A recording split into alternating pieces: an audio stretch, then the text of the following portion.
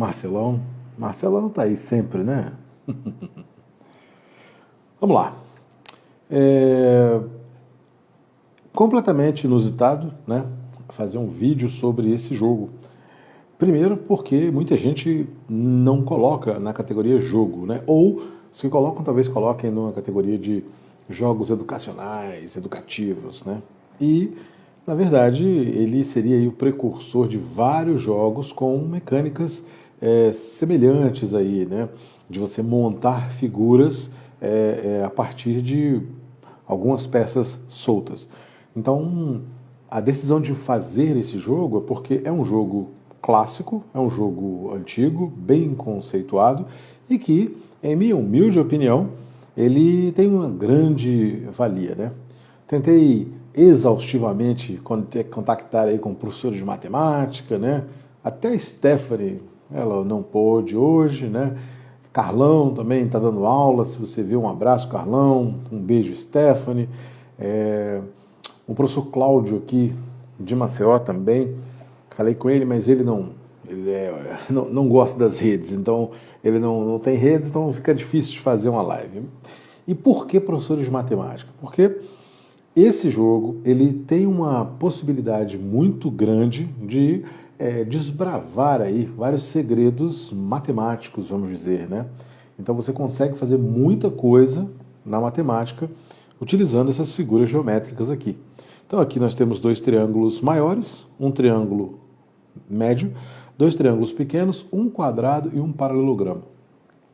E essas simpáticas figuras, todas elas são derivadas, vamos dizer assim, desse triângulozinho. Então você pode dividir isso aqui tudo formando 16 triângulos desse aqui. Só isso já te coloca num ambiente matemático onde você vai ter várias relações entre os triângulos, né, e suas subdivisões, vamos dizer assim. Principalmente no triângulo retângulo. O triângulo retângulo é esse que tem um ângulo aqui, ó, de 90 graus, né? E aí você vai ter várias explanações a respeito disso. Então, por exemplo, esse paralelogramo, se você dividi-lo aqui ao meio, fizer uma diagonal, você vai fazer dois triângulozinhos desse aqui, né? Olha lá, ó, fica do mesmo tamanho, né? Praticamente aqui, isso, olha aí. Tá? Então, esse quadrado são dois triângulos também, colocados de outra maneira. Então você tem várias possibilidades de trabalhar matemática aqui. Meu amigo Dodô foi o responsável por eu ter esse Tangram. Eu já tinha tido outros Tangrams de madeira, alguns outros, e esses são menores no sentido de ter aí 100 desafios, 150, 200 desafios. Esse não, esse é um robusto, né, que traz aí 1.600 desafios, né? E aí é de todo jeito, tem formulazinha de animais, tem fórmula de cadeira, de móvel, de estátua, de gente, figuras que não são assim.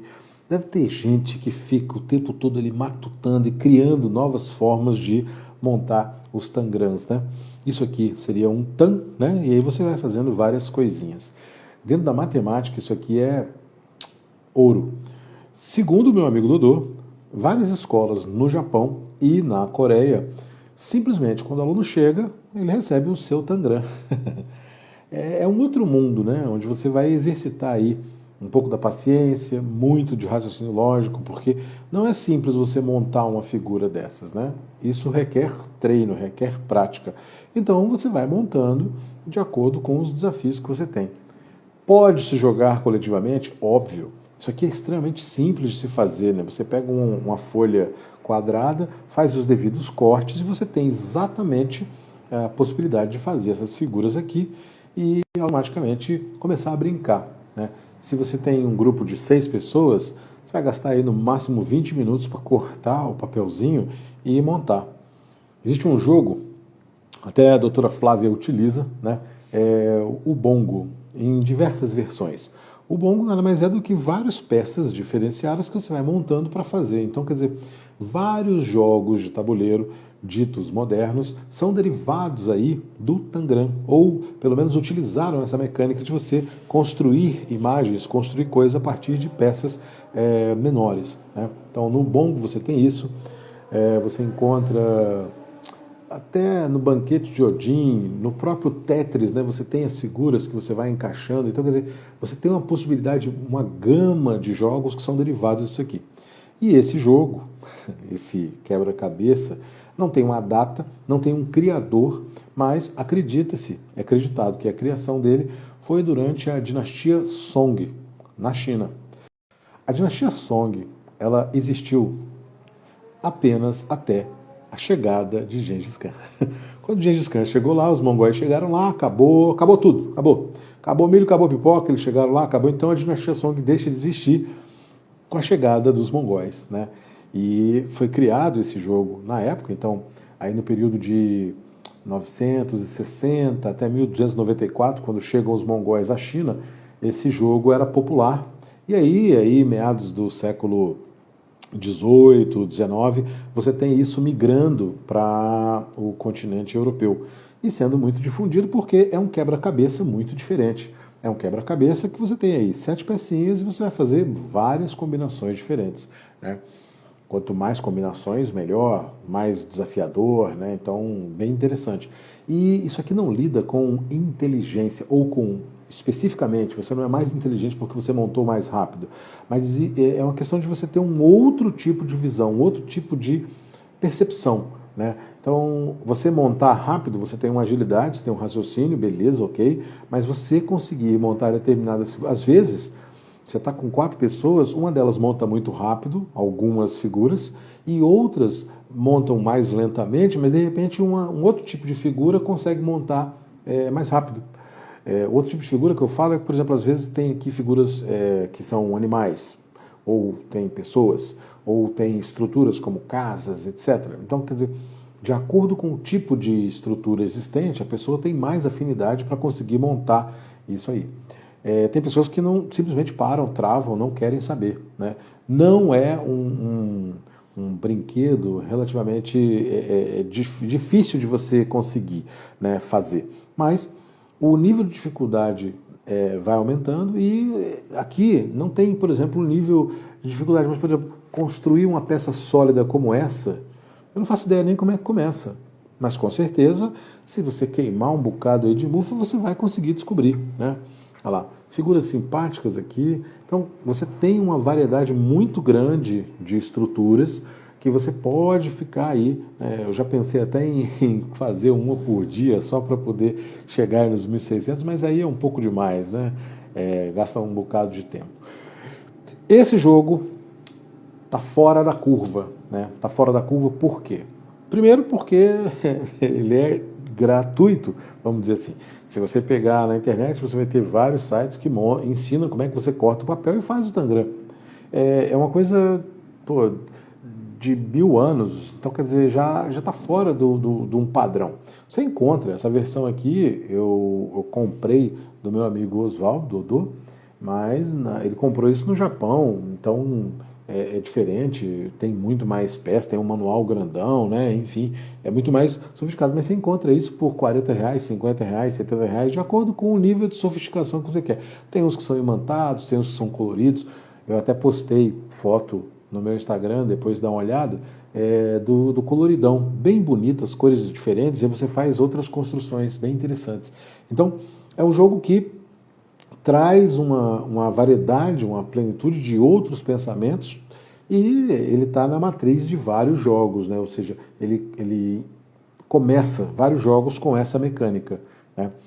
Como eu falei, não tem um criador. Acredita-se alguém naquela dinastia Song ali, naquele período, mas ninguém sabe quem foi o criador, enfim, está posto, né?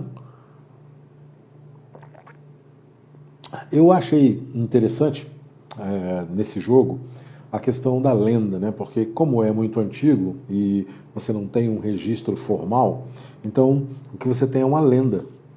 E na lenda o que você tem é que existia um sábio, em alguns lugares é o imperador, em alguns lugares é uma outra pessoa importante, carregava um espelho quadrado, ou em outros casos carregava uma joia, né? Uma peça, uma placa de jade também quadrada. Quem chegou aí? Minelo Pix, boa noite. E aí essa pessoa deixou isso cair, isso foi dividido em 7 partes, em 7 pedaços. E a pessoa, naquele desespero, naquele afã de tentar montar o quadrado certinho, ela montou várias outras formas, né? E aí você tem justamente uma das coisas principais desse jogo, a paciência. Esses 7 pedaços são creditados às 7 virtudes. As 7 virtudes são o oposto dos 7 pecados capitais. Então, para cada pecado, você tem uma virtude, né? E você tem justamente a paciência. E a paciência seria o oposto da ira. E você está pacientemente ali, né, montando, tentando achar uma combinação, tentando construir um objeto. E requer paciência, requer que você tenha um cuidado. Obviamente, né? Essa oposição aí ele é bem adequada. Você está lá pacientemente ele tentando, chega uma hora você não aguenta, você fica enraivecido, fica irado e larga isso aqui para lá, né? Mas é um exercício extremamente interessante de paciência e requer treino para você conseguir montar as mais diversas formas possíveis. Então, é uma lenda bem bacana, a origem chinesa aí, né? E bastante pertinente, tudo casa direitinho, né? Como eu falei, várias pessoas não vão considerar isso um jogo. Você não consegue imaginar você tendo isso em casa, recebendo os amigos. Vamos jogar Tangram, né? Então vamos cortar papel e vamos fazer. Mas é extremamente prático. E principalmente para as crianças, aí é um festival, né? Um festival por quê? Porque elas são mais receptivas a isso. Vários colégios tratam isso. Professores de matemática, de física, dão graças a Deus quando tem essa ferramenta, porque você consegue fazer estudos interessantíssimos, né? Então, os professores de matemática com quem eu falei hoje, que infelizmente não puderam estar aqui na nossa live, falaram justamente de que, é uma ferramenta fenomenal. Você utiliza muito em sala de aula, principalmente para os menores. Óbvio que quando você chega no ensino médio já é mais difícil, né? Quando você chega naquele Fundamental 2 ali, aquelas crianças de 14 anos, 13 anos já não querem muito saber da brincadeira, mas o lúdico está presente e fica fácil depois, com esse lúdico, você ensinar o raciocínio lógico, explicar como é que monta e figuras geométricas, que são coisas simples. Figuras geométricas são a base de toda a geometria e, obviamente, vão construir um universo diferente dentro da matemática, né? Quando você consegue entender as relações que existem nas figuras geométricas, você começa a entender melhor a matemática de uma outra maneira, né? GNZ Games, boa noite, tudo bem? Então, eu acho genial, né?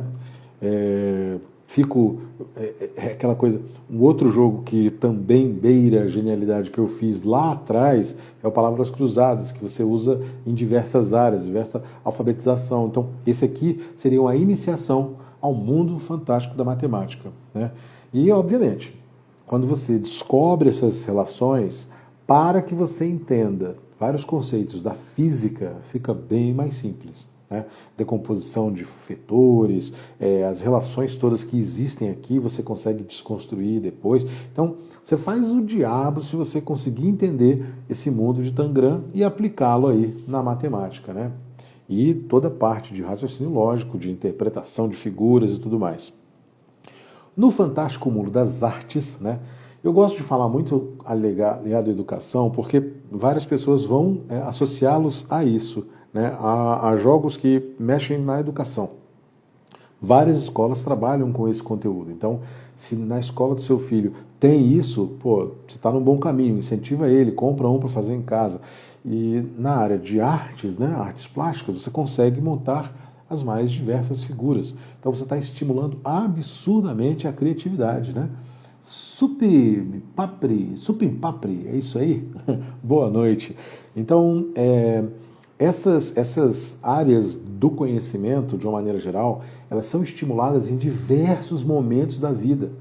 E não tem problema nenhum. Então, é um jogo que você pode colocar uma criança de 6 anos, 5 anos, uma criança de 10 anos, uma criança de 13, um adolescente aí de 16, de 15, né? Um adulto, qualquer que seja, um idoso, porque você vai tendo as várias figuras, você vai exercitando a sua paciência, você vai tendo uma criatividade no montar algumas estruturas, vai desenvolvendo algum raciocínio lógico. Então, por exemplo, o Jefferson hoje colocou lá que, eu sou muito minha cabeça é de humanas, eu não mexo muito com exatas. Cara, você não precisa mexer com exatas, aqui você está trabalhando a paciência, está trabalhando outras coisas, outro tipo de raciocínio.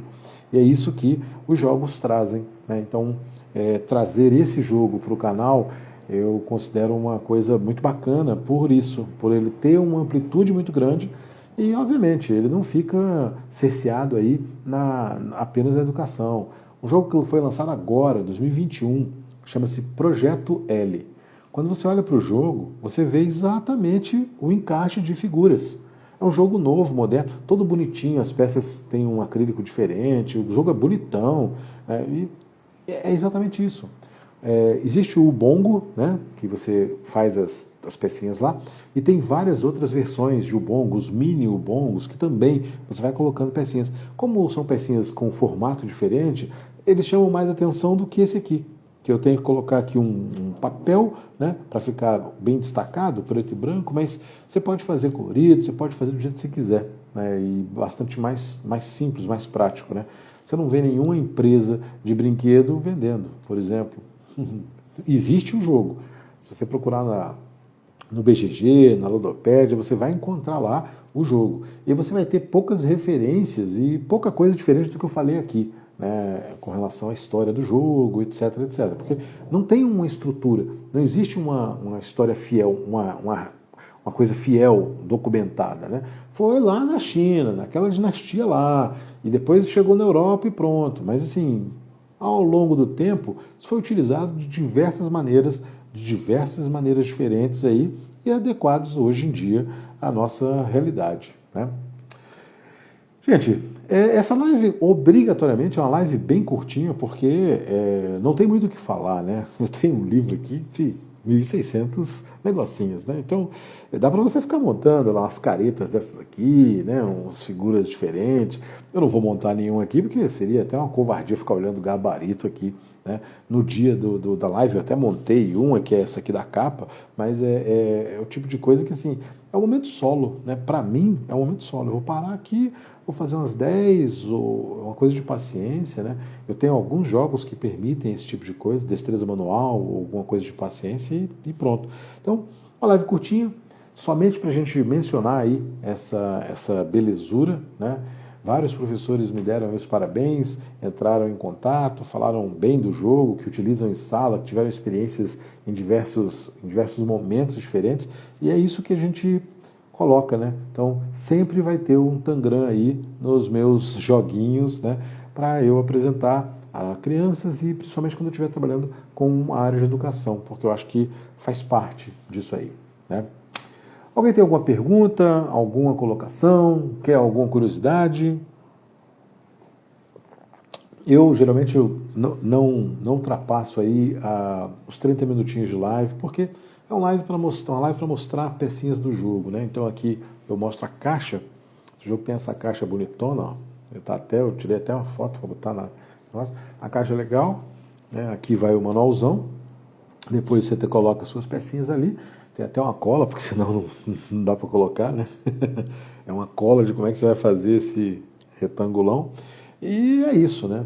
Tangram, recomendo, né? Para quem ainda não jogou e não brincou com isso na vida, recomendo demais, né? Que dê uma chance, né, ao Tangram, porque é um jogo bacana, mexe com muita coisa, muito espaço para muitas possibilidades, e é isso. Gente, encerro aqui, né? 20 minutinhos, só para a gente bater um papo, trocar uma ideia, ver aí, mostrar alguma coisinha a mais, contar uma outra coisinha, e é isso. Se gostou aí do vídeo, né? Dá uma olhadinha lá nas fotinhas que eu coloquei, tem um monte de Tangrams, possibilidades de Tangrams ali, coloquei alguns, né? E é isso. Valeu, Marcelo.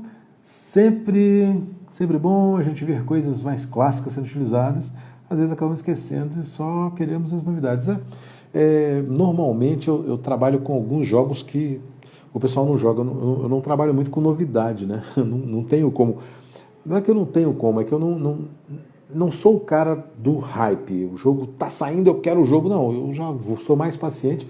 Pego jogos antigões. O próximo episódio, semana que vem, É um jogo que, cara, eu nunca tinha visto. Eu peguei o jogo, demorei quase um ano para ler regra e coloquei.